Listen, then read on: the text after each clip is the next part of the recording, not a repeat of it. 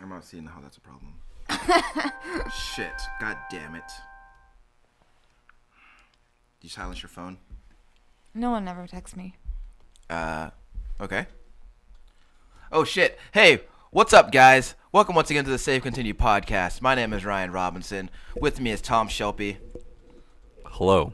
Shanae Howard. Hi. We're here to talk to you guys about video games. Sometimes. Most of the time. Most times. Every week we talk about video games. Hi, Shanae. I like your sweater. Thank you. What have you been up to? Just hanging on my dog and working.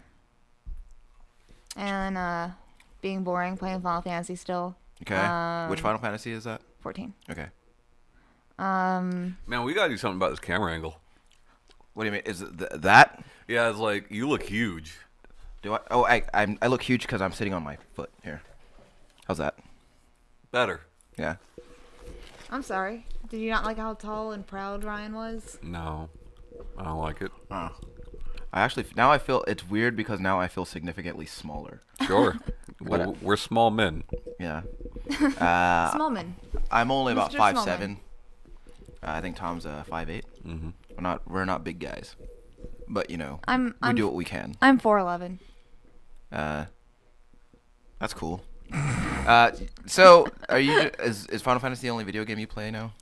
I signed a contract. It's the only one I'm allowed to play anymore. Huh.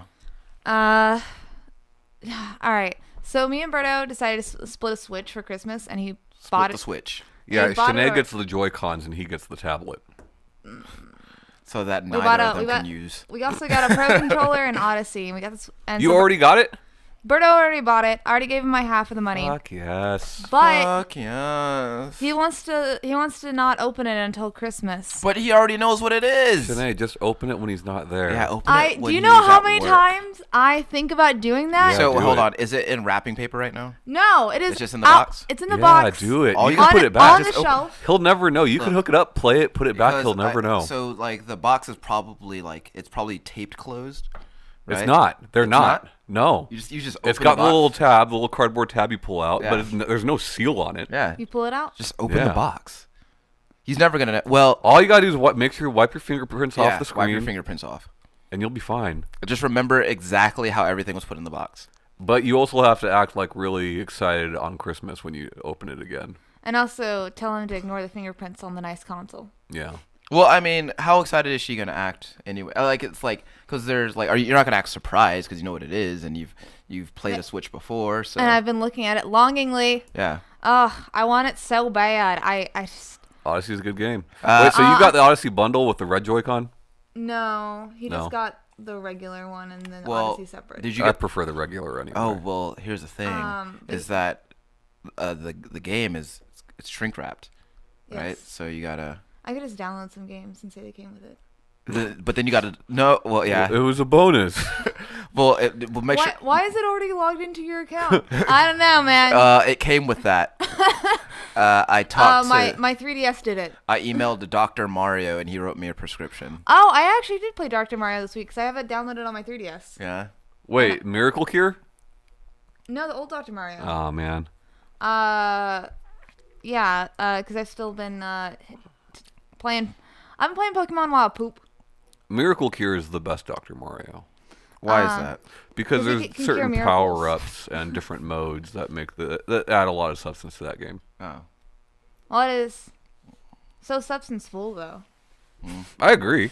I'm curing diseases. Sure. Those dancing diseases in that game. They're just taunting me. Yeah. But yeah, that's about it. I've just been staring at a Switch, working, Final Fantasy, 3DS. That's it. Cool. Speaking of which, I've been staring at my 3DS, thinking about how I need another charger for that sumbitch. I got one you can have. I think I have an extra one too. Okay, right on. The, Well, that's- the podcast provides. Cause it's got a copy of Monster Hunter Generations in there, and I want to play it. So that'd be nice to play it to satiate my hunger until next month. Until McDonald's. Play Double Cross instead. Well, I gotta buy that.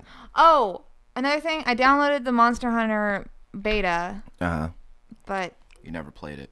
I fell asleep. You fell asleep and then for 3 days. while it was downloading, and then I forgot about it until it was too late. Well, it's not too late I can because, still play it? well, they're starting the beta up again on the 22nd. All right, cool. So that's your second chance. If you fuck that up, then you gotta wait until the game comes out. Capcom, second chances. Yeah. That's their motto. TM. Yeah, you just they're starting the beta on December 22nd at 9 a.m. Pacific time. Okay. So that'll be 11 a.m. Central time. So you just be ready. Are we Central Time? Yes. Ah, yes. Makes Yeah. sense. So I'm probably going to spend time with that beta because I didn't spend a whole lot of time with the first one. No, you did not. No. Because I was like, I want to play just enough to get a taste, but I don't want to spoil it for myself. But then I regretted that decision. And you wanted more. I mean, it's only 6 monsters. Yeah. Even if you do it all, it's not like you really scratch the surface of that game. And I wonder if on this second beta I could still get exclusive items. Yeah, I'm sure you can, dude. Yeah. But none of them are great. Yeah. None of it's stuff you're going to want to keep. But it's stuff that you're gonna get. Yeah. I mean, I just don't feel like any of it's going to be as good as Killing Floor 2 Pajamas. It's not. Yeah. What have y'all been up to this week? I've played a tremendous amount of games this week. Tremendous, you say. Yeah, at the start of the week, I beat this game called A Story About My Uncle, which is a 3D platformer with some Spider-Man-like mechanics. And, like, the gameplay is super fun, but the story's horrible and the visuals are horrible. But, you know, play it if you can get it really cheap. Yeah. I beat this game called Submerged, which wants to be eco, but can't be eco. And that was kind of boring. Like, it was fun, but not, it's just meh. You played better. I frequently see that game on sale for $2. If it's $2, buy it. It's worth $2. You're gonna beat it in like an hour, maybe 90 minutes. What is the game about? So basically, spoilers. You're the older sister. It's you and your younger brother, and I guess your mom dies, and your dad becomes an alcoholic, and he's beating on you guys. So you guys leave on this boat, and your brother's sick. So you're trying to find supplies to help him get better. Okay. Yeah. Why is it called Submerged? Well, because there's a boat and there's water everywhere. Oh. It's like post-apocalyptic future, and It's Waterworld? you're in this city that's like completely flooded. It's okay. Yeah. Did you get galoshes on? Yes. Is there a lot of climbing? It looks like there's a lot of climbing. Yeah. The gameplay is pretty much sailing and not sailing. It's not a sailboat. It's a motorboat. Boating and climbing. I think I read no combat. Yeah. No combat. Okay. There's no enemies. All right, what else? Played the Killing Floor 2 seasonal event. Hell Finished yeah. that up. Hell yeah. Yeah, Ryan finished that up too. Yeah. It's fun. It's super fun. Yeah, Krampus is fun. Fun boss. Yeah. They redid all the character models and all the enemy character models in Killing Floor 2 so that they're Christmas themed. So that's pretty neat. Nice. I imagine this evening I will finish my check it out for this week, Goro Goa. That was cool. Yeah, that game looks a lot like a lot of fun. And I've been playing Castle Crashers with the kids. Nice. Are they liking it? They've already, if they haven't beat it, they've come damn close to beating it. But yeah, they like it quite a bit. I taught them about level grinding. Let's see. Teaching them important things in life. Yeah. I started the Champion's Ballad for Zelda, and that's actually really neat. It's not what I wanted, but it's neat. What is it? Cool. Well, it's the final DLC, which, like, I guess it's kind of story-based, but not really. It adds an interesting mechanic. So there's a bunch of new shrines, right? And That's what we needed more of. if you played Breath of the Wild, you would think, how could they have new ideas for these shrines? But they do. They're not like the shrines in the base game. There's also, like, one hit and you're dead, but also one hit to kill any of the enemies, which is pretty neat. Bushido Zelda. I haven't got that motorcycle yet, but I'm looking forward to it. Cool. I really want to play that game. Oh, I beat the Splatoon campaign finally. Is that? Yeah, I know that you were having fun with it. Yeah. That's not like obvious. That's obviously not the main focus of the game. But you said it was a good time. It's fun. Bits of it remind me of the Galaxy games, Like those are obviously much better, but Yeah, whenever, sometime soon I'm gonna buy Splatoon for the Switch, so whenever we open it, yes. me and Berto Fuck can yeah. play Splatoon together because... Or with me. Or with Tom. All right. Well, I'm talking about first day opening. First day opening, you play Yeah. with Tom. Yeah. He's gonna be with his kids. No, Yeah. he's not doing anything. I don't like my kids. You don't like his kids. He's not gonna spend any time with his kids. I mean, they don't know about level grinding, so I wouldn't like him either. Well, they know now. Yeah. He didn't. So. But yeah. So we can play that, but you can't play our Odyssey 2-player. Yeah, you can. Not really. What do Yeah, you can. You can play the whole thing 2-player. It kind of sucks because one person controls Cappy. Yeah. No, that's what I'm talking about. Like, I would want like a Mario and Luigi, and you both got hats. Yeah, I know. That would be ideal. Well, you be Cappy and let Birdo be Mario, because the game is his. So. What? Well, the game is his. If you get Mario plus Rabbids, you can do 2-player on that. Yeah. Yeah, but pretty we cool. want to play Splatoon more than Mario's Plus Rabbids. I don't blame you. It is the superior game. Is Mario plus Rabbids any good? Yeah, it's great. Huh. It beat XCOM 2 at the Game Awards. Did it? Mm-hmm. It won that category. Cool. It's cool because it gives you, like, it's still turn-based, just like XCOM or Fire Emblem or whatever, but it gives you so much more freedom for movement. It's really neat. What was the category? Strategy game. Yeah. Cool. What about... And anything else, Tom? There's other things that I've played bits and pieces of, but nothing great. Like, there's a big Star Wars sale going on right now, probably because of the release of the new movie. He played Which was good. Republic Commando. So I bought like a fuck ton of Star Wars games. Yeah. But well, not 9. I bought 9 Star Wars games. That is a fuck ton of games. Yeah. So. But yeah, so I've been dabbling in those Dark Forces. I like Dark Forces. Both of the Force Unleashed games are on sale for $6.50. Each or together? Each. You can get all the TIE Fighter X-Wing games for I think like $12. Yeah. All of them. I have the second one. I have the second Force Unleashed game, so I'm gonna play that on my Xbox. And Tom said I could play the first one on his Computress, so Yeah. there's no need for me to buy either. I mean, it's short. Yeah. You can play it while you're here. Yeah. So I'm looking forward to that. Shanae, last week, like a little bit after you left, I loaded up a game called Indigo Prophecy. Oh, nice. I And like it. So you're familiar with David Cage. David Cage, right?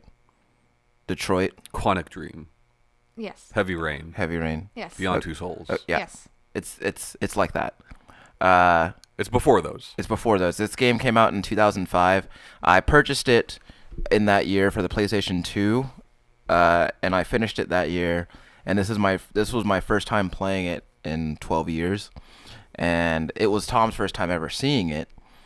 And that game holds up remarkably well. It really does. It plays much more like David Cage games than I thought it would. Like, I didn't think it was like Heavy Rain or Beyond Two Souls, and it very much is like those games. Yeah. Yeah. So the game starts with you play as 3 characters. The first character that you play as is Lucas Kane, and the game starts with him in some kind of weird trance inside of a diner bathroom stall, and then he Seems appropriate. and he comes out of the stall, and there's a guy washing his hands, and so he stabs the man to death. And then Seems appropriate. right after he stabs the man to death, he awakens from his trance, and he's like, "Oh shit, I just killed a guy." So you can hide the body and any evidence of the murder if you want, or not do that. But Yeah, fuck it. Someone will find it. yeah, well, someone does find it because there's Regardless of if you hide it or not. yeah, because there's a giant blood smear like leading to a stall that the game doesn't allow you to clean up. So like the cop goes in there and he sees it and he's like, "All right, there's been a murder," and then but by then you're gone. But he's happier if you do clean it up. Yeah, because there's a stress meter, and everything that happens to each character like lowers or raises the stress meter. So when I cleaned up the blood, I went from panicked to stressed. So that was kind of cool. But the game is really awesome. I like there's like there's a lot of like timed events in the game. Like very early on, like the cops come to your apartment to talk to you about whatever. And so like you have there's a meter at the top of the screen like dwindling down because the cop's getting impatient, so you're like like walking around your apartment trying to clean up like your bloodstained sheets and stuff before you answer the door. It's neat. I like that game. Uh and yeah, I'm still playing Horizon Zero Dawn and getting closer to that platinum trophy. How many? What's the percentage of trophies and stuff you got? I think I'm just over 70% Oh, nice. Yeah. there. Uh Oh, Ryan got me Tekken. oh yeah. And I played the fuck out of Tekken this week. Which Tekken? Tekken 7, the new one. Okay. Got all the achievements. Most of them were pretty easy. Some of them were a bitch. That game is fun. Yeah. I'd love to play it. If I had played it on PS4, I would have a platinum. But I didn't. I played it on computer. Yeah. The game is a lot of fun. And from what Tom says, that game can run on a lot of Yeah, it computers. can run on just about anything, yeah. I watched him play online. Shit looks smooth. The netcode doesn't seem too bad. Yeah. Yeah. So yeah, that's a good time. But yeah, I'm just mostly, like I myself, I'm just mostly playing Horizon and as of late Killing Floor.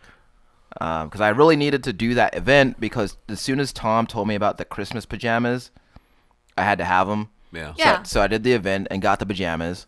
Good. And I'm then proud of you. and now I feel really good about that. But then I was watching a trailer today for the Christmas stuff, and in the trailer somebody is wearing, because the pajamas that I got were red flannel pajamas, but in the trailer I saw some green pajamas with little Christmas trees all over them, and I want those, Oh yeah, get those. but I don't know how to get them. So, and I haven't Figure looked it it up. I'll just look it up. But yeah. do that. I almost won my first Tekken 7 tournament, but then I lost. How far'd you get? So I lost my first fight, which bumped me into the losers bracket. Mm-hmm. But of the losers, I did the second best. Yeah. So had I won that last fight, I would have been in the final fight. Because you know how that works, right? Yeah. You win the losers bracket, you go back for the final fight. Yeah. So, yeah. I had to win one more fight to be in the final match, and I lost that one. Who are you playing as? Katarina, I think is her name. She one of the new people. I think so. Yeah. Well, that's pretty good. I would have lost my first match, be put in the losers bracket, then lost that one too, and then got kicked out.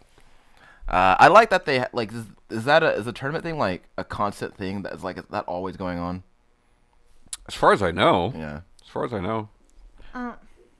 Yeah, I saw that game and I was like, because I haven't played Tekken really since Tekken 5. Yeah. And this game looks like so much like it looks faster paced than the other Tekkens, because I've always felt like Tekken was a little bit slower. But yeah, I like that a lot. I played as Paul last week because he's the coolest, and that it seemed really intuitive. I wasn't doing like anything crazy, but I was winning against the computer, so that was neat. I'm just waiting for that Soul Calibur to come out. That's gonna be badass. Holiday. Do we have any trivia this week? Oh, fuck. I forgot about trivia. Did I'm you? sorry. I was too busy doing Sinead's Check It Out for her. Again. I'm sorry. I got jokes. Yeah. No trivia. No trivia today. Do you have any trivia, Sinead? Do you have any trivia that's not the circle thing? Oh. Oh, jeez. I don't know anything else. Those are the only facts I know. That's why I just keep repeating it. It's hard to think of trivia on the spot. What you should do is you should watch 3 consecutive episodes of Danny O'Dwyer's No Clip and then quote something from that. Okay? No. Okay. Do you remember what we said we were going to talk about this week? Antagonist and protagonist. All right. I remember shit. Cool. So do you have any prepared? I'll let y'all go first. 'Cause Okay. I don't like going first. Sure. Well, I have something prepared for you guys. I have a list of both. I noticed that my protagonist list is considerably longer than my antagonist list because I like heroes more. This is actually my news. Goodbye. All right. So my first protagonist is Prompto Argentum from Final Fantasy 15. Okay.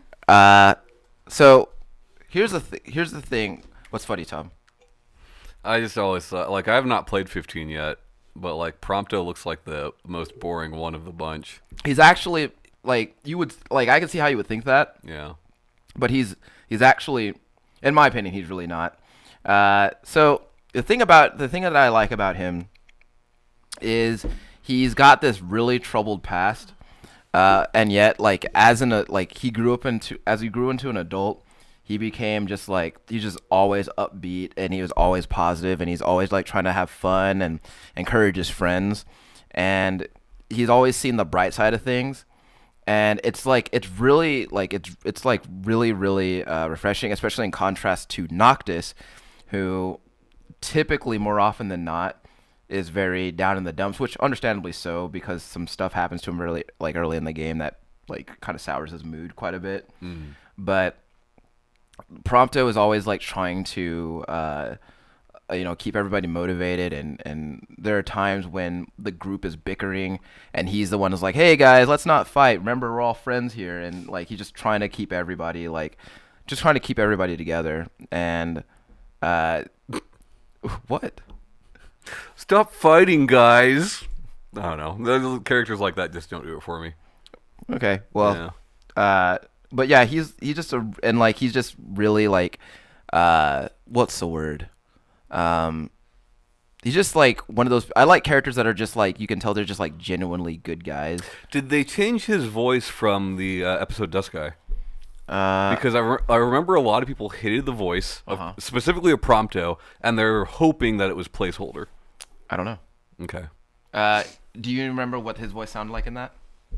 Just kind of like stereotypical anime, high-pitched, annoying kid voice. I'm kind of on the fence because I could say that it's possible to describe his voice in the final game as that. Yeah. But maybe not. But I don't know. I thought his voice was fine. Yeah. Do you play in Japanese or in English? In English. I thought his voice was fine. Where was it? Was it the English voiceover that you were talking about? Okay. Should I just go down my list? No matter, man. Do what you want to do. Okay. Okay, I'm just gonna down my list. Okay, so the next one I picked is I picked the Doom Marine from 2016.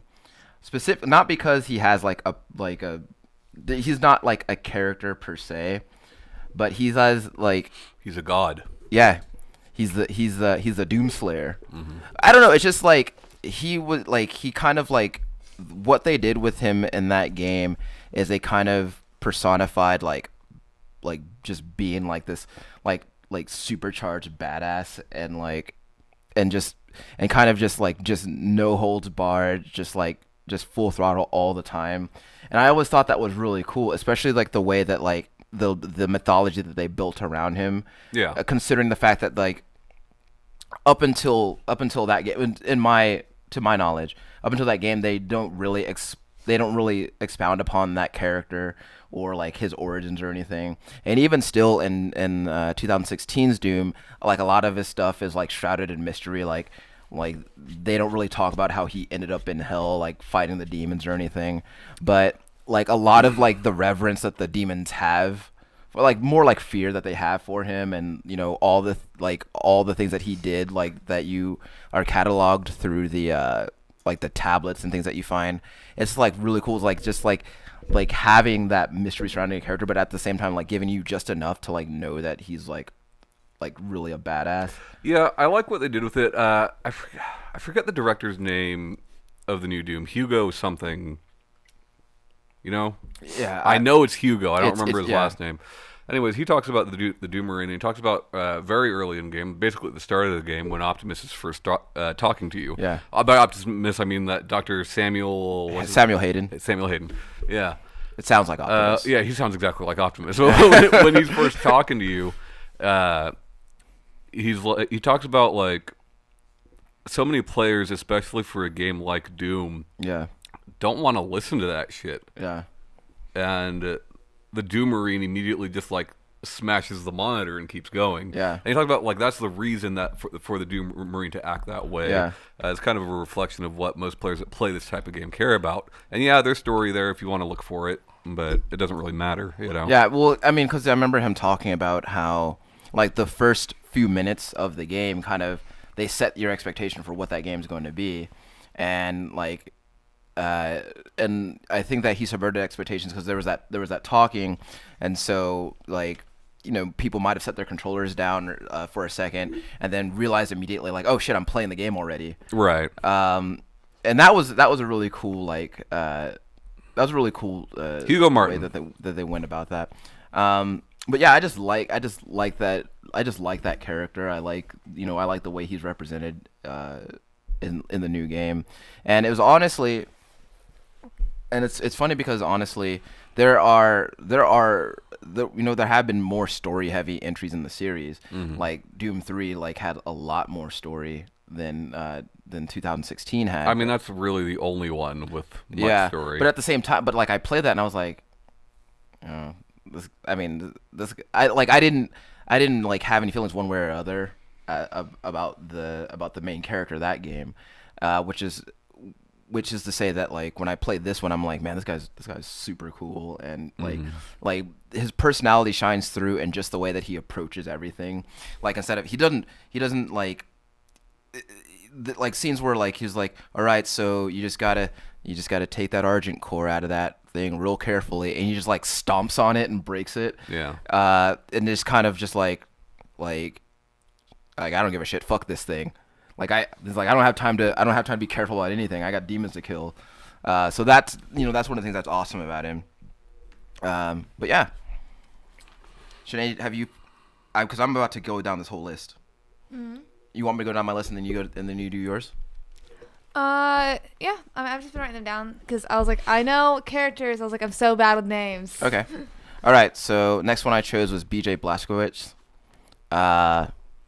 Surprise. I like him. Sure. I like him a lot. And that's funny because I wouldn't have said that. I wouldn't have said that before the Wolfenstein reboot of a couple of years ago. Because he never really had a personality.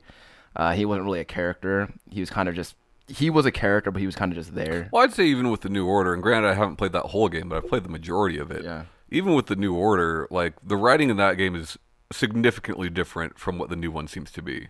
Yeah. And I wouldn't say that BJ was a particularly interesting character in that first game. I would have to disagree with that because I feel when I played that I was like, I remember when I finished that game I was like, I was surprised. I was like, I just played through a Wolfenstein game, and for the first time ever I actually care about BJ. Wow. When I really hadn't before. I had always just been indifferent to Can I him. ask why?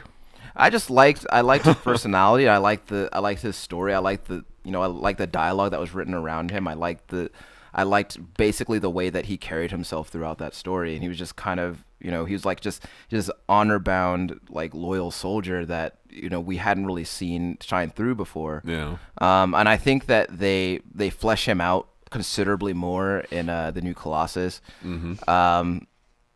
Which in a way, like they flesh him out and in the new Colossus, but actually that serves to show like how sad his life had been up to that point. Yeah.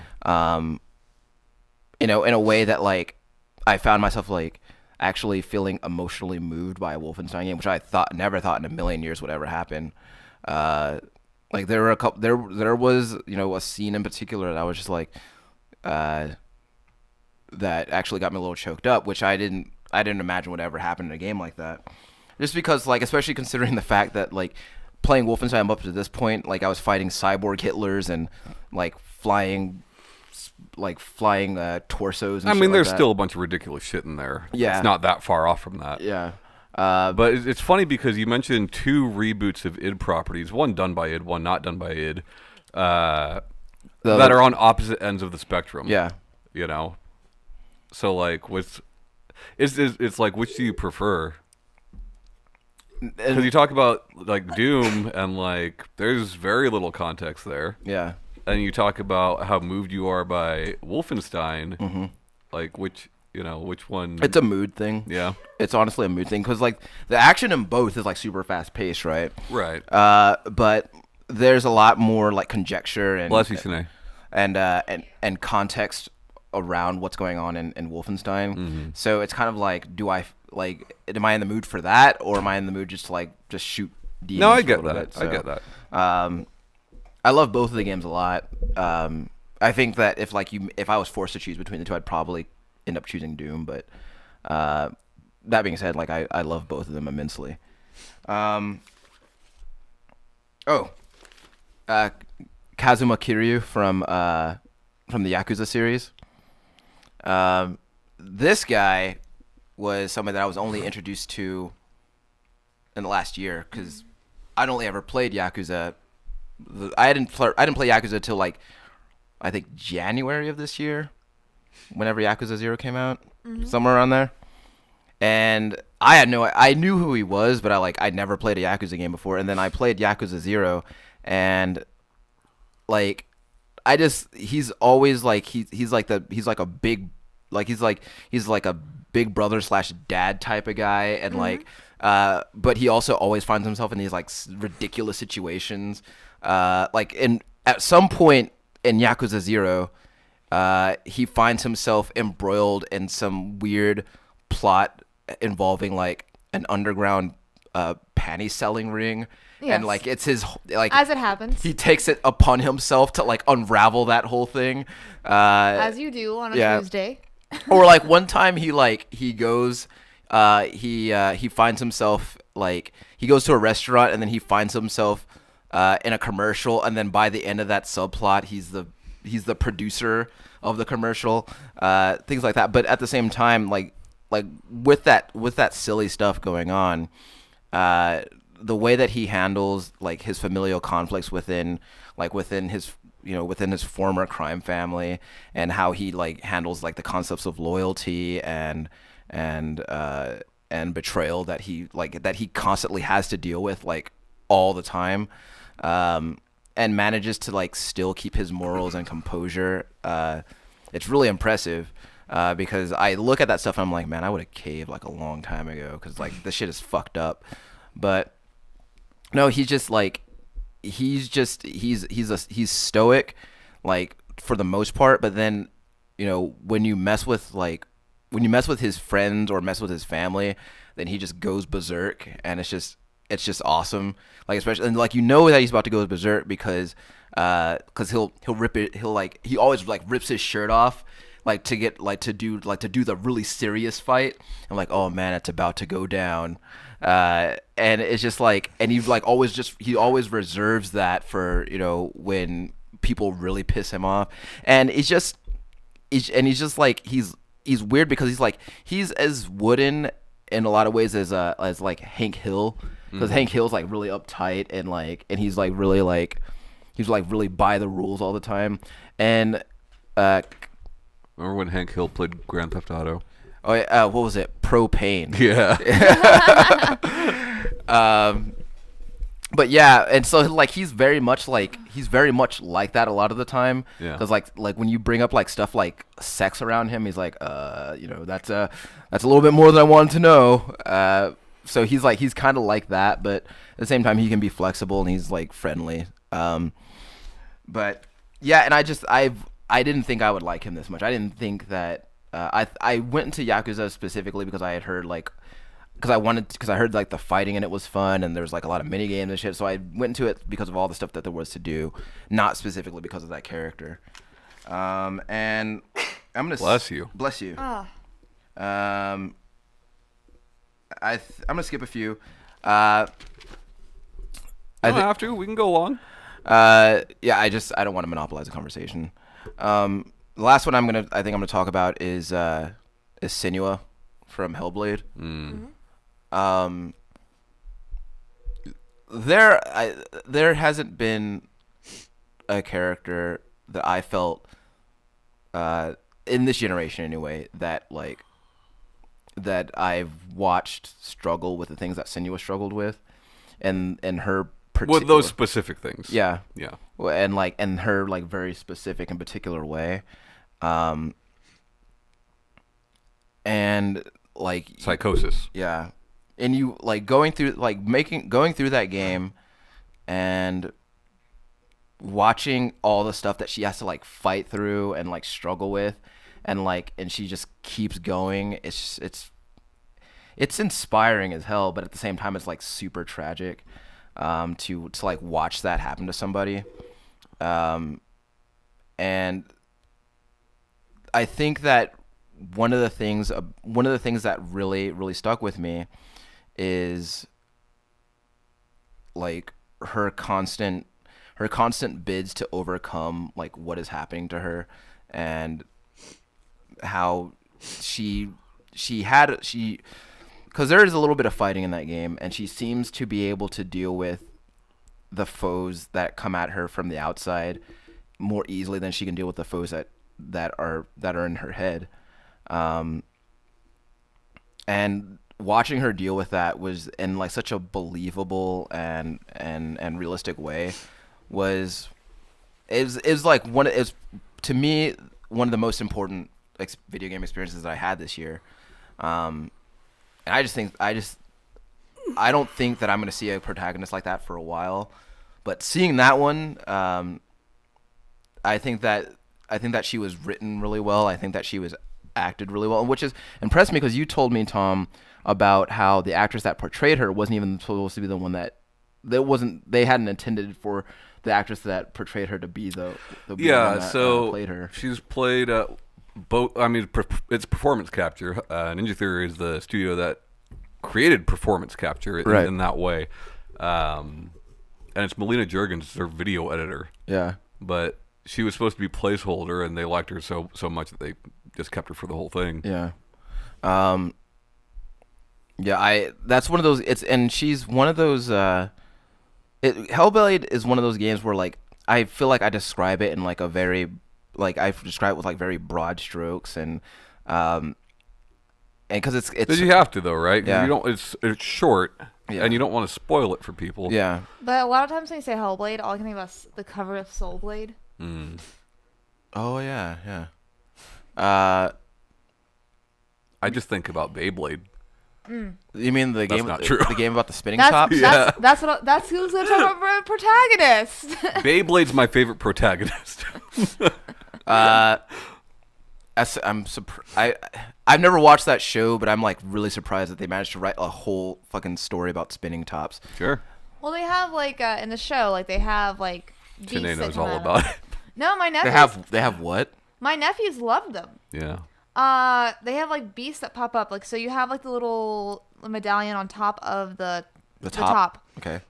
Do they have bays that pop up? And so like when you spin it and set it and you like activate it, it keeps spinning, and basically as the two battle tops fight each other, the creatures that are on the little that are encased in the disc pop up like a giant gray wolf or this I don't know, Digimon looking shit, and they battle each other. And so that's not how it happens with the toys. No, and the toys is much more disappointing. The toys are just literally just tops.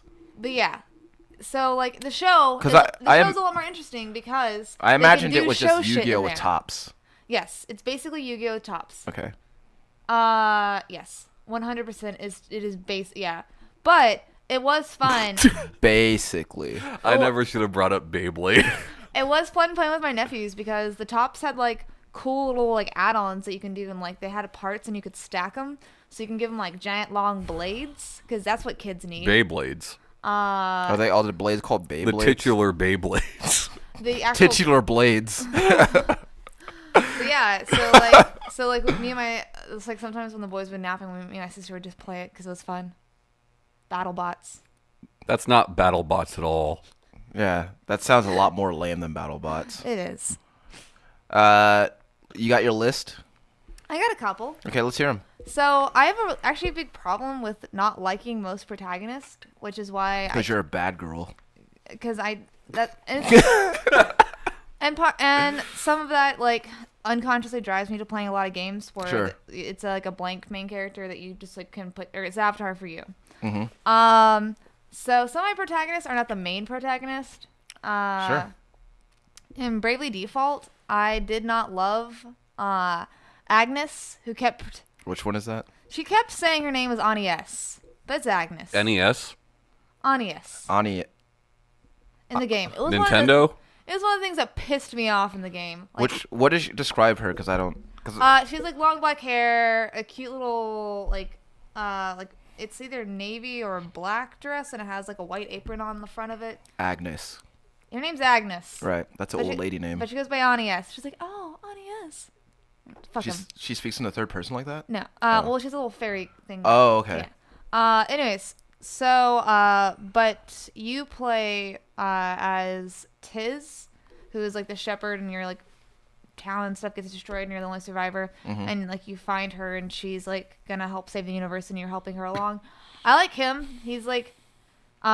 He's sometimes a voice of reason when she's like, all right, let's just go to the next place. And he's like, there's a fuck ton of shit there. Like, we're going to get killed. I So also, Tiz is the real hero here. yeah. And I mean, he's the main character, but I guess like, but Anies is like always the, one on like the cover. Like it's like the main forefront, and she's kind of like the main thing. Okay. But I love Ringabel in the game as well. He's like a vagabond with like a book. Vagabond. With a book that like I says what's gonna vaguely happen. remember That him. says what's gonna happen, and he's a giant flirt.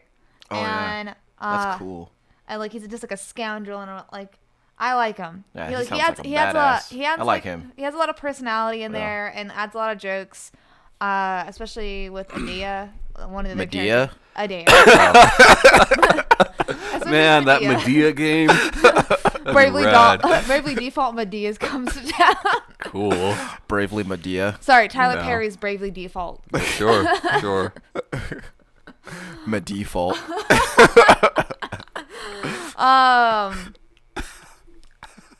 I also really like American McGee's portrayal of Alice. Oh, Tom, you like that? Yeah, I like. Well, to be fair, I've played next to none, like very, very little of the first Alice. I played all of Madness Returns, but it would appear that you're getting a third game, you know. So what's cool about Alice? So it's like obviously different than the books if you've ever read them, but it's not like it's still just like you can tell it's an interpretation of a character that's like beloved. Right. And I just I like that there is. I feel like as you grow up, there's times that everybody has felt like confused or lost, and they don't know what they want, or Yeah. like, they feel like they're being like manipulated, or like they don't really know what's going on. And that is like for her. She's like she's been in the loony bin and Madness Returned for a while. Like Don't call it the loony bin. That's kind of insensitive. that's what they call it. Whatever. I'm sorry, shit. Go on. Loony bin. It is insensitive. I got Yeah. Ugh. Might as well have said nut house. Ryan, Because then it's just you're not busted making it that house. better. Oh, okay. Stop blushing. Yes, Yeah. we're good. Mental hospital. I wouldn't call the place a hospital. What is it? It's pretty horrible in that game. It's like it's real. It's like it's a place for ladies to go to get shut away from the world. Yeah. Different time, you know. Yeah. Yeah. So I like though that as she like especially in Madness Returns, that she's like going through and like her just standing up for herself and her own mind and coming to terms with like what has happened and like what's going on and figuring out more and more, and while also being a giant badass who shoots like giant gloopy Gatling gun? like Gatling gun or giant gloopy teapot thing, and Yeah. then like Cool. like all these like creepy things are happening and the world around her is being destroyed, and she's like, God, Madness Returns is so good. Man, this game It's sounds so pretty. really cool. and she's just like, yeah, like it's a nice like mental story going along, and like as you come across memories, Uh-huh. it's probably one of the only games that I like genuinely paid attention to every memory and like thing that pops up as you collect it, because it has like voices that go along with it. Is it the equivalent to audio logs? Is it like Basically. that? Okay. Yeah, but like it's also just like you're finding out more and more. Okay. And it's like the fact that I played Master Returns first, and then American McGee's Alice second. Mm-hmm. Also, like it helped me like figure out more what happened in the first game. Cool. I liked it a lot. So I think Alice does. I think she's a really cool protagonist. Um, I'm surprised on antagonists that this is yet to be mentioned in the podcast. yeah, We all have a favorite antagonist. yeah. His name is Waluigi. That's 100% what I wrote down. You really think he's an antagonist? I think Like, in what game is he? You know, like. he's antagonistic. I don't think he's actually an antagonist, though. Yeah, there is no, to my knowledge anyway, and I don't claim to know Would you every call him Waluigi a game. protagonist? No, I think he's just more like he's kind of an anti-hero. Yeah, I mean it's rare that he's doing anything terrible. I mean, he's obviously annoying to the people that are around him, Yeah. but like so to my knowledge, he's never hurt anybody. I mean, most of He's after the elusive Mr. Eyeballs.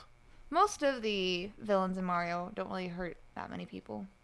I just don't know that you even call him a villain because, like, if you think about the games he's been in, which is not a lot really, typically it's Can I call him a villain if he's ever beaten me in Mario Kart?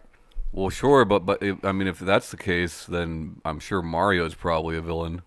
Yeah, You know, I'm sure the Koopas would see it that way. But like, if you think about the game the games that Waluigi is present in, Tennis, golf. golf, I'm pretty sure Party. I'm pretty sure he came about in Mario Party, and like, yeah, most of the games are just like he's just another playable character. You know, I mean, because like when you think about it, like, what makes Wario a bad guy? You know, all he wants is that money. well, Wario's a bad guy. He just wants that money, man. Mario Land 3 makes Wario a bad guy, but you know, He's look. I feel like Mario's in the way of his paper, and he doesn't take kindly to that. So, I also have another antagonist I like a lot. Felix from Golden Sun, the first one. I am not familiar. What's he like? What's his deal? So basically, there was like a earthquake or natural disaster that happened like before the game, and he gets kidnapped. Mm-hmm. And then the game happens, and the world's kind of going crazy, and Jinn are popping up, and like Jinn are like little sprites that like do different powers, and you're going through to like the different towers and stuff. So Felix, so you have like your 4 troop of people, and they all get your Jinn and stuff. But Felix is with this group, Saturn something. They all kind of like are like space themed. And they all are really cool characters. They're like obviously not like super like regular humans, like throughout the game. And Felix has a really cool design. I like that he thinks he's doing something good, but he's also like knows it's bad, and there's that conflict there, and also like wanting to be back to like his old village. And I think that there's just like a lot of story there where he's not like one dimensional as a lot of like villains can be. mm-hmm. So, he's very much he's very much a true villain, and He's not- thinks he's doing the right thing, but maybe he's not. Oh, he questions it and stuff. Mm.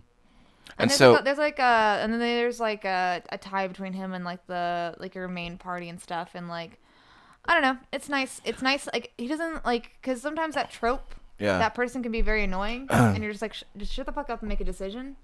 But it's like kind of less of that. Like it's like it gradually will get more. Like I remember there's like one part distinctly where he's like talking to your group, and like the other people that are kind of his watchers are like, come on, let's go. What is like, his relation to the main character of the game? Like it's been a lot is of there years. a reason why those two are at odds? Um, Because I don't know. He sounds okay. So from what I know about him, he's trying to protect people that he cares about, and someone else is trying to stop him from doing that. So yeah, all of the characters get their powers from like Venus, Mars, like planets. You're right.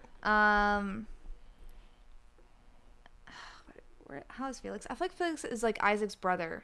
Which one is Isaac? He's like the main yellow-haired dude. Like, is he like the main character of the game? Yeah. Okay. I mean, kind of. I've never played Golden Sun, so I don't know anything. I think you would like it a lot, actually. Yeah. I've played a little bit of Golden Sun 2, which I know is like follows their children, I believe. Yes, it does. But What kind of game is it? It's an RPG. Hmm. I believe it's turn-based, Shanae, correct? Yes. Yeah. I don't know. Felix sounds like an okay dude. I think he just needs someone to talk to and help him out. He's falling on hard times, obviously. There's a lot he ever- of like mysticism going he on. ever in the he story ever as well. kill an innocent person? Is he very much is he very much the ends justify the means kind of guy? No, I feel like he was like, somewhat involved with the destabilization that hurt people. Okay. But I don't think he's like. I don't remember him ever being directly responsible for anyone's death. Is he ever indifferent to those deaths? You don't really see that much of that part. You just see like the group and him talking, and then like every time you run into him when you're going to like the different areas to try and like stabilize the world. Yeah. Like you'll run into him through there, and like you will battle like people in his party, and then eventually him. Mm. He's not like an alright guy to me. Yeah, he makes a good villain that does follow a trope, but it isn't annoying. Yeah, sure. I thought of this last night while Tom and I were taking turns on killing floor. You know who's really antagonistic, Tom? Krampus. Well, more so than Krampus. The Scrake. The stepdad? Yeah, the stepdad. The reindeer stepdad? Yeah, he was really giving me the business this morning. I feel like the Scrakes are pretty easy. They're easier than the hammer fists. What are the guys with the big hands? Oh yeah, I forget what they're called. Yeah, like those guys. Those guys suck.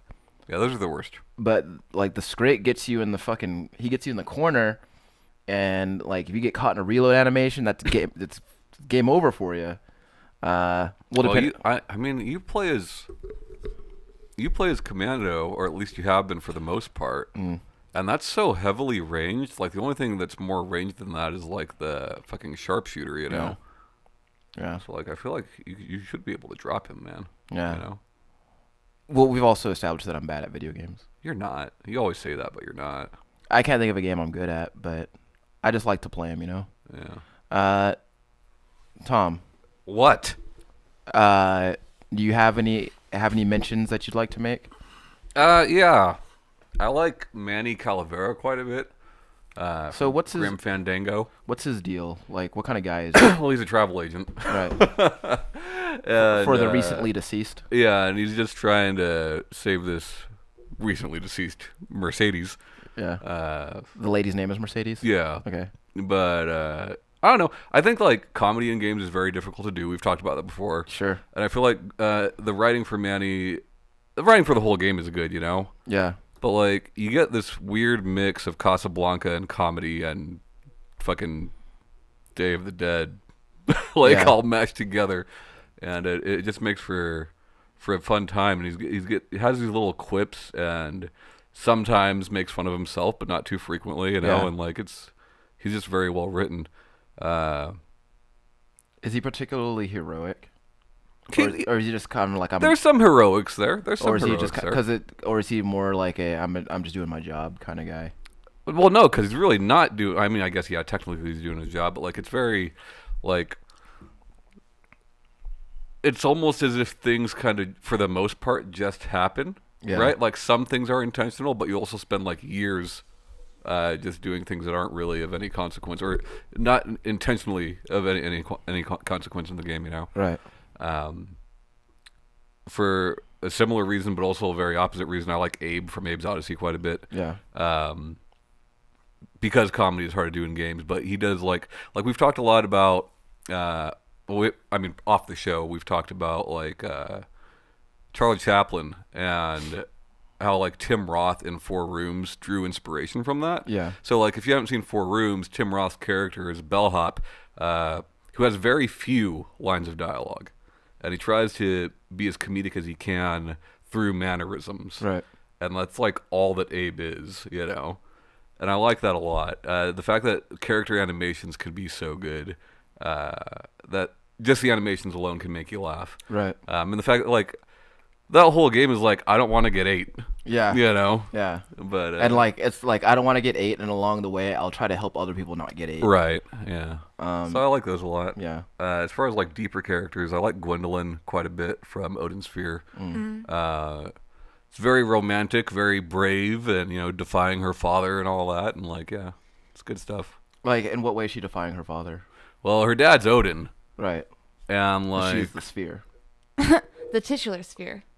well, it's not Odin's sphere, right? There's no possessive like it's Odin sphere. I've been saying that game wrong Yeah. for 10 years. No, there's Odin and then a sphere. Okay. It's just stating items. Okay. But no, I mean like she does battle when she's directly told not to, and she. 'Cause, Her and her sister. So the game opens with her sister dying, Right. And all for like trying to get some sort of praise or love or acknowledgement from their like a fucking terrible father. Yeah. But I don't know. It's good stuff. As far as antagonists go, I feel like we mentioned this the last time we talked about this, which was a long time ago. But Yeah. like, I really like Augustine from Infamous Second Son. Yeah, she's really good. I feel like that's like one of the redeeming qualities of that game. Not that it's a bad game, but Sure. there are far better games in the genre. There are very obvious shortcomings in that game. Right. But Augustine is a great villain. And it's like you said, it's, she thinks she's doing good. Yeah. Very well acted, well written. Yeah. David from The Last of Us is really good. Yeah. But I don't know. The thing about David is he's very well, I don't know if I want to, because like what I'm about to say would be like a spoiler to, well, I guess the fact that you named him as a villain proves like was a spoiler in itself. Right. But Well, like, I don't know. Maybe it's because it's Nolan North and you didn't expect that from Nolan North. yeah. But I think it's more than that. I think it's the writing. I think it's the character. Yeah, himself. well, I think like okay, so You know. if you haven't played The Last of Us, cover your ears if you care about spoilers. But You've had years to play it. yeah, so Yes. the thing about David is he very much like when you meet him, he's like he presents himself as just like hey, I'm just a guy out here. I was with my friend. Well, and he seems like a good guy. Yeah, and like he's just like, hey, I'm gonna help you out. And Ellie at the start, like she's understandably distrustful of him. And as time goes on, as the player, I begin to trust him more. And Very quickly. yeah, And through gameplay. yeah, You like know? as I trust him, like okay, maybe David's not such a bad guy, and then things turn for the worse, like kind of quickly. And then things go south. They do actually, and David turns out to be quite the monster. Literally. No, figuratively. Well, I guess depending on your definition of monster, but yeah, he's just like the fact, like that really stuck with me. Like those kind of villains stick with me, like the ones where you think they're like, hey, he's not such a bad guy after all, and then they turn out to be like totally shitty near the end. Similar thing with BioShock, also spoilers, but Right. I mean you've had 10 years. With Atlas, at the start of the game, you're like he's the voice in your ear getting you through Rapture, Right. and then in the end, it's But I feel like that resonated with me more back then, and Yeah. now it's just kind of like well, that's it's cool, but it's not as cool as everybody thought it was. Again, like that's the kind of back in 2007. it was amazing. Right, 'cause, Yeah. like people weren't writing like that, but like now that's the kind of thing that like if the first BioShock came out in 2017, I would have seen that coming. Yeah, just like because I it's honestly do this- feel like Infinite has better writing, Yeah. but I feel I like Elizabeth. I like that they actually have a character that like helps you out. yeah, yeah. I like that she wasn't just like, oh no. yeah.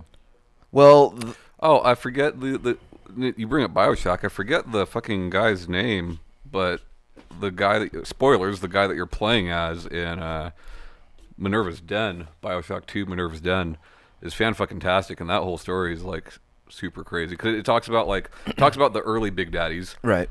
and you find out that you find out through the course of that DLC that like who you were, Right. and it's pretty interesting. Yeah. Like, cause the thing about the Big Daddies is like there was always hints about like how they were created and the Yeah. process behind them, but it's like they're really shrouded in a lot of mystery, right? Yeah. And getting insight into that sort of thing was really cool. The BioShock and I feel like in all three BioShock games, it's just I feel like the villains in that game were actually pretty good. I liked Comstock. I liked Andrew Ryan. Mm-hmm. The cool thing about BioShock 2 though, But was the lady in Infinite that like she's like starting that resistance group, and then like you find out I remember that- the name of the group, but I don't remember the name of the you find out lady. that she's just as much of a fucking terrible person, Yeah. Like, yeah.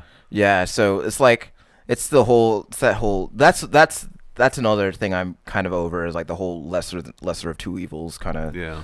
thing. But what was I gonna say? Oh yeah, what I liked about BioShock 2 was like the big sister, whereas like she's like antagonizing you throughout the whole game, and it turns out like then it like as things progress, it's like, oh wait, now the big sister's totally on my side.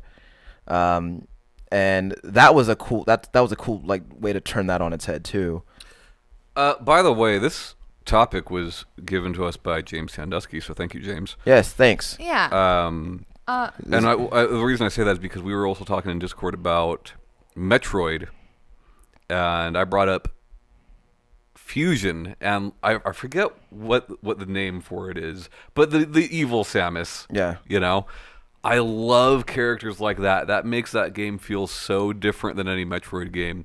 Like, it makes it scary. It makes a 2D Metroidvania scary. Because she's hunting you? Because you'll see her on parts of the screen Yeah. where she can't get to you and you can't get to her, but she's looking for you. Yeah. And he brought up That's Nemesis, creepy. and That's it's creepy. very much like Nemesis, and it's good stuff. Like, I feel like other games have tried to do it try to do that, but like to lesser effect. Yeah. Like Devil May Cry did it with Nilo Angelo, and I don't know anything about I don't know a lot about Legend of Zelda, but wasn't there like an evil Link? Yeah, there's a... Yeah. Yeah. Shadow Link. Like, do you fight him, or do you turn into him? Like, I don't know what the deal is with that. No, you fight him, right? Okay. Twilight, right? Twilight Princess? Yes. Okay. Yeah. So yeah, but like I don't feel like conceptually, like those two things are less interesting to me than evil Samus hunting you. Yeah. There's something about being hunted in a game, in a game in which you have means to protect yourself, right? Yeah. Because, like, yes, there's things like Alien Isolation or whatever, but, like, things in, like, Resident Evil or Metroid, like, where you can fight back. But there's, like, that tension is there, like, as to Yeah. whether or not, like, what you do will be enough. And that really makes it, like, it's in my opinion, the only scary Metroid game. Yeah. You know? Was that the one that you were telling me that people didn't, like, they say they didn't like very much? Fewer people like it than most other Metroid games, but the one that people, like, notoriously hate is Other M. Okay. Yeah. And what was the one that you were just talking about? Fusion. Fusion, okay. Yeah, and it's I like that idea. Mhm. But I guess like as I grow older, you know, the more interesting villains are those villains like Augustine, like the villains with the noble cause, but like they're very much like the ends justify the means. Yeah. To expand on what I was saying earlier, I forgot all about Golden Sun. I probably shouldn't have talked about it if I didn't remember this well. So Felix isn't always the villain. He does turn into a protagonist character. Something happens before the game. He gets kidnapped, but everyone thinks he's dead because his boulder's falling. And basically the group that kidnaps him, that's like the Saturn or whatever, they need people to get into the towers, because the towers, you have to unlock them having a certain ability to do it. So they have him for that, and then he actually kidnaps his sister with them because she's like a different type that they need. And so a good friend of theirs, he is her older brother. Mm. And she's like important, so they're basically going to try and save her and also the universe by not letting them get to these towers. And then so he's like with them, but not like really. So he eventually turns, and then at the end of the game, like has a standoff and like has a cool turning moment where he like does something very heroic. Does Goofy Don't you turn out feel to like be the that's bad kind guy of in Kingdom Hearts? Stereotypical though. It is, For but like for that genre specifically, well, yeah, but it's also like it's done well. Yeah. There's a lot like it's fine to be a stereotype as long as you do it well. Yeah. I'm fine with watching an action movie with a stereotypical amount of like car chases and explosions, but if you do it well, I'm gonna be super down for it. If you do it bad, I'm going to think it's silly and not like the movie. Did you hear what I said? No. Does Goofy turn out to be the bad guy in Kingdom Hearts? Yes. Awesome. He's in Organization 13. You done yucked up now. Goofy's my favorite villain. Since Waluigi can't be. I also like. So you played some of this with me, Ryan. The character that you play as in Stories Untold. Mm-hmm. And you don't know this. I'm not going to give any like major spoilers away until we do our another little project. But like each episode, you are the same person. Oh, okay. Are they taking place in like different spots in time, or No. what? I'll give it. I'll give it away on that. Now it on makes that less show. sense. But like, it's interesting because you wouldn't like. It seems like they're just putting you in the role, right? Right. And that turns out to not be the case at all. Right. And while you are playing as this person, you come to find late in game that you're not necessarily a bad guy, but you do some bad fucking things, you know. And it's interesting because you're like Do simultaneously. you steal Yu-Gi-Oh cards from Walmart? Yes, you are simultaneously an antagonist and protagonist in that game, Like Spec Ops. like to yourself. It's really weird.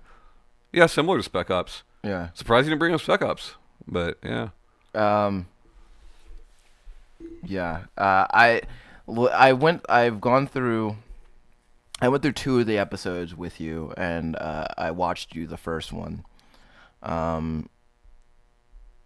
That game is a fucking trip. It is, right? But like, it seems so mechanics driven for like the first 3 episodes. Yeah. You don't realize that there's this something tying it all together in a way. Like, that is not a game that I thought was going to have a meaningful story. Because the 4 episodes don't seem to be connected. Right. It's just not a game I did not expect to have like a story that would affect me as much as that did. Yeah. And yeah, it's very interesting.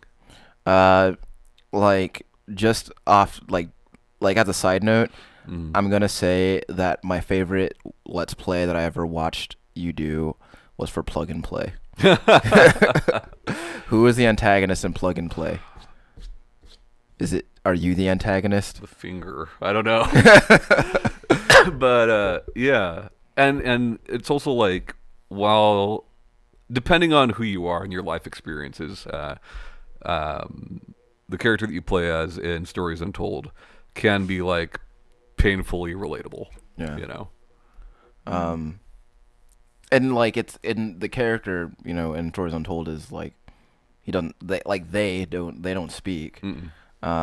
So you don't really get a sense of who that person is. Yeah. You do in episode 4. You do. Oh man. Yeah. I'm just gonna go ahead and watch that today because Yeah. Is Jack the protagonist or antagonist, and you don't know Jack? it's Cookie Masterson. Yeah. Cookie Masterson. And Cookie Masterson is very obviously the antagonist. Are you sure about that? Yeah, I'm He could be I'm actually quite sure that Cookie Masterson is the villain in the You Don't Know Jack storyline.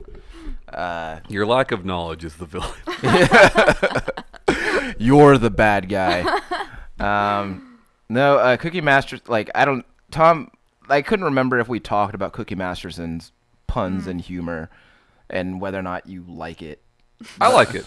I like it, but I think mostly because it's a nostalgia thing. Like, I've been playing You Don't Know Jack off and on since we were probably in high school or maybe shortly after. Yeah. You know? Like, I think a lot of people don't realize how old that series is. Yeah. And, you know, it's dumb. Yeah. The comedy in that game is not fantastic, but, like... Did you have the PS2 buzzers for the PS2 version? No, I didn't even know about that. I only knew it from PC. Like, I didn't know that was ever on consoles until last gen. Yeah, there's also PS3, and then Yeah, Obviously less than. PS4. Who was less funny, Cookie Masterson or the lady from Drawful? The Oh. Drawful lady is less funny. Drawful's Yeah. funny because of who you're playing with making it funny. Yeah. You know. I don't like the Drawful lady. She talks down to you a lot. Like most of those Jackbox games allow you to make the shit funny. Yeah. Right? You don't know Jack is not that way, obviously. Yeah. But Yeah. But to answer your question, Sinead, Cookie Masterson is a villain, and I'm not moving on that. I know we didn't do trivia, but anybody got anything that they want to plug that they thought was that they think is cool? Gorogoa, go play it and watch my check it out on it. Yeah. Tom just plugged check it out. Somebody who can wrap a Switch to make it look like it's never been opened. You said You you don't weren't, need to. You said you weren't wrapping There's it. no seal on it. You don't need to make There's it. no There's no tape. There's no clear thing to cut. like on top of the console itself. It doesn't have that film. It's in plastic. It's in a plastic bag thing, but So you like just it's slide not. it You out. just slide it out. Yeah. Yeah. This is Yeah. more and more tempting. I think there might be a twist tie on a cable here or there. That's about it. If anybody can twist tie, let me You know, honestly, here's my whole thing. Like, what if he finds out that you played it? What is he gonna do? Huh? take the ring back. I don't know. That would actually be like, Sinead, I'm gonna be honest with you. If the next time I saw you, you told me that Berto took your ring back because you played the Switch before Christmas. Oh, also real quick, Cuphead from Cuphead is just really funny to me because like that game, Oh, yeah. the story of that game is It's his fault. Is Cuphead's got a gambling problem, and I love that. I love that. Like everything that happens to Cuphead and Yeah. his brother is Cuphead's fault. yeah, he got a gambling problem, so he That- fucked everybody. That dragon hates people with gambling problems. He hates these cans. Ah. He wouldn't have to fight the dragon had it not been for his gambling problems. Like all he had to. Did he take gold from the dragon? No, all he. Okay, so No, he's gambling and he makes a deal with the devil. The devil's so him. like, Yeah, him and his brother go gambling at the Devil's Casino, and then Cuphead gets on a hot streak, and then the Devil's like, "Hey, bet your soul on it." And then Mugman is like, "Hey, don't do that." But Cuphead is like, "No, I'm on a hot streak," and he does it, and then Yeah. then he What, was puts. he gonna get 2 souls? and what's funny is like everybody that you're fighting, all the bosses that you're fighting, you're just collecting debts, you know? Cuphead but- is not the hero. Yeah. Is the dragon the hero? Nobody's the hero. Mugman's the hero. Mugman's the good Mugman brother. is, The good brother. He's there helping out.